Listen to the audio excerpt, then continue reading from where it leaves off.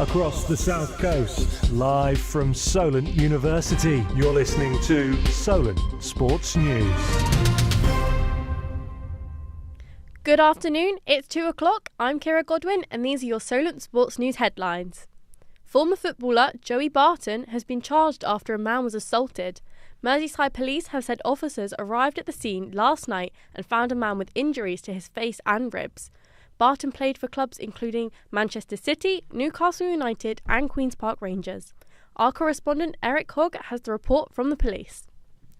Thank you, Kira. So the latest is that Barton and Gary O'Grady are due to appear at Wirral Magistrates Court later today after being charged with a Section 18 wounding with intent. A spokesperson for the Merseyside police said that around 9 p.m, emergency services were called to Fairway to reports of a man having been assaulted near Houghton and Prescott Golf Club.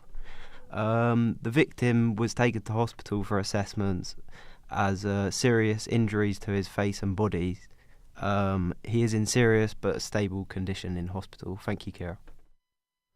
Thank you, Eric. And now Southampton have drawn Arsenal at home in the FA Cup quarter-final, with the winner booking themselves a place at Wembley. Arsenal are currently top of the Premier League table, while Saints were relegated last season to the Championship.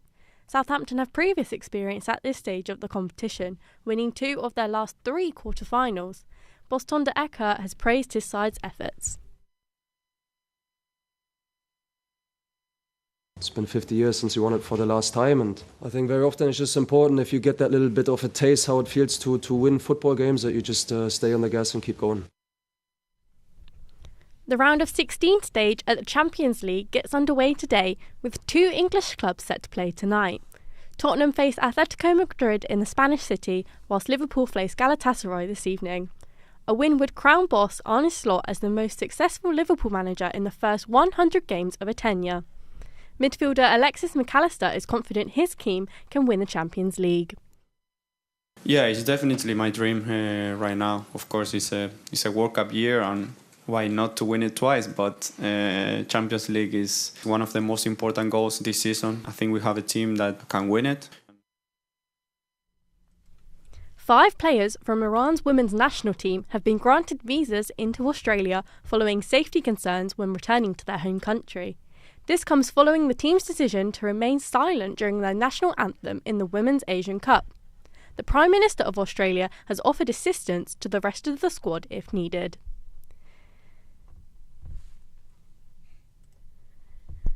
Boxing star Ryan Garner is set to be given a world title shot at St Mary's this summer. Frank Warren has confirmed that a strong argument has been built on the south coast, which could lead to a world title fight being staged at St Mary's Stadium. The undefeated 28-year-old will feature on the undercard of Jazza Dickens versus Anthony Gakache this weekend. The England pair Jack Wills and Adil Rashid have been named in the T20 Cricket World Cup team. Will Jacks won 4 Player of the Match awards during England's runs to the semi-final, while Rashid took 13 wickets. Moving away from the football pitch and onto horse racing, Cheltenham Festival starts today with the Unibet Champion Hurdle set to be the day's feature race. The Novices Chase race was originally won by outright favourite Old Park Star. Race number 2 is now coming into its final few hurdles. Max Parsons will talk us through the final strides. Yeah, it's really hot and uphill. We've got 5 fences to go, just over 2 minutes in, and it's 11-2 Cargeese who currently leads the race. We've got Kopak de Boards a lot further back than we thought he would be. He's currently at 6-4. He's 3rd place, and it's Lulamba who's the favourite, who's slightly coming ahead now. We're down to the final 4 fences. 2.5 minutes race is gone. All the horses still making it over really well. It's complete neck and neck at the front of Lulamba and Cargeese, getting around the final bend. 3 fences to go. 2.5 minutes in, and it's still neck and neck. All the horses are in the exact same hurdle. They can't separate themselves from each other. Still going here. If you want to come back to me after the next interview. The Solent Kestrels have won the NBL Division 1 Pool B title.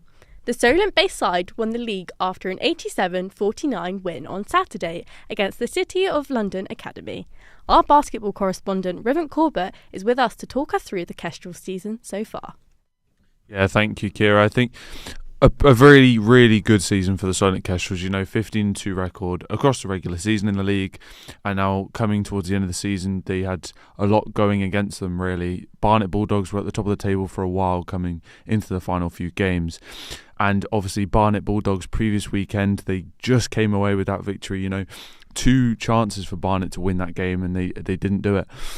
Coming into this weekend, just gone.